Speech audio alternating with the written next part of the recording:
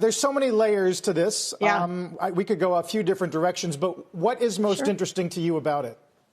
What a bad strategist John Stankey is. I think that's all I thought this morning. I mean, honestly, it was so much. I'm trying not to use bad words, but it was a ridiculous merger to start with. They went on and on about it, and now we're like celebrating this. This is a lose. I mean, they lost a value here and everything else, and they shouldn't have been in the business in the first place. It's nonsense. And I appreciate David Zaslav. He's sort of an old time media guy. He's trying to spin it his way, but Netflix and all the others have had 26 laps around the track while these guys have been moving chess pieces around kind of pointlessly and a waste of shareholder money. What is there to say? What a bunch of nonsense. We'll see if they can keep up. Sure, why not? I actually referred, Kara, to a Code appearance by Randall Stevenson, I think it was a couple of years ago, where he tried to explain why this verticalness would work. Did it make sense at the time, or have dynamics changed to where it's less relevant now?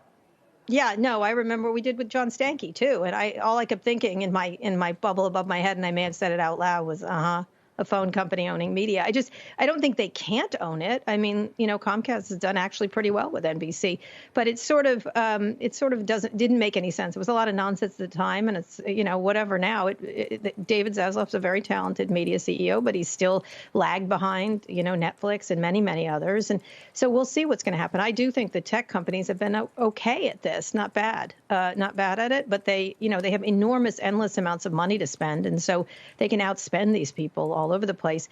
I think what's going to be interesting is how much they can marry these things together and sell them together. Like they have a lot of great properties, that's for sure.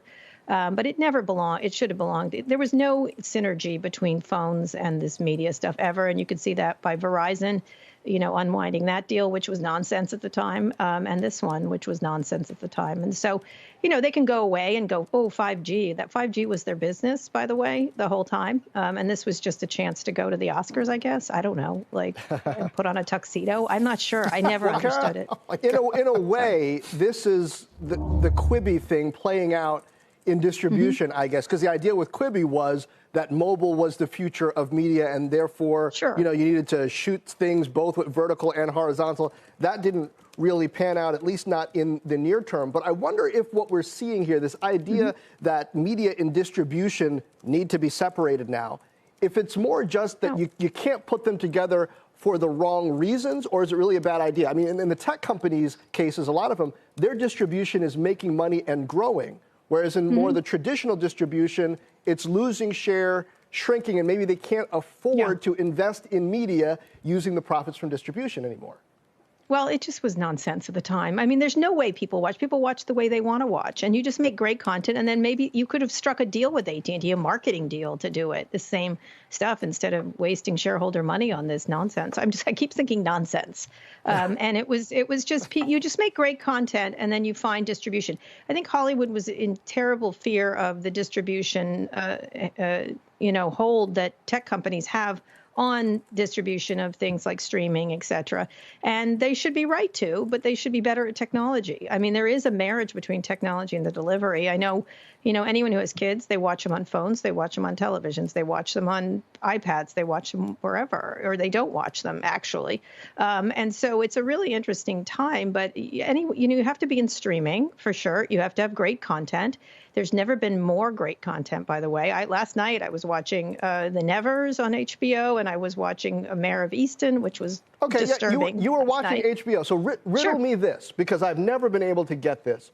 Okay. Why is Time Warner and Warner Media the Rodney Dangerfield of content? It gets no respect, right? Like, this is HBO we're talking about. It kind of gets taken over by AOL, and now it's, Zaslav and Discovery are smaller, but it's getting taken over by Zaslav. What did they lose along the way? Think about it. Holy Richard Plepler, right? I love Richard Plepler. What a great programmer. And he had to walk out because, he and his very expensive shoes walked out the door because, and they were lovely, by the way, because he didn't want to listen to John Stankey lecture him about media, honestly. Should have been a sign of a lot of things. Now, they still can make great content. There's great programmers at all these places.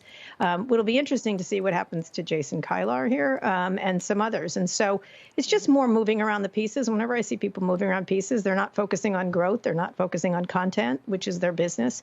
Now, David is a longtime programmer. I've covered Discovery since I was at the Washington Post 30 years ago, writing one of the best leads I've ever written from the guy who founded it. And so Discovery's had quite a journey itself, although it hasn't taken advantage of all the opportunities it has and the branding it has too. So we'll see. He's super slick. I like listening to him for sure. But I want the content makers to make great content, like Mare of Easton, for example. And you should all watch it, by the way. And I want the focus on distribution not to be quite so frantic.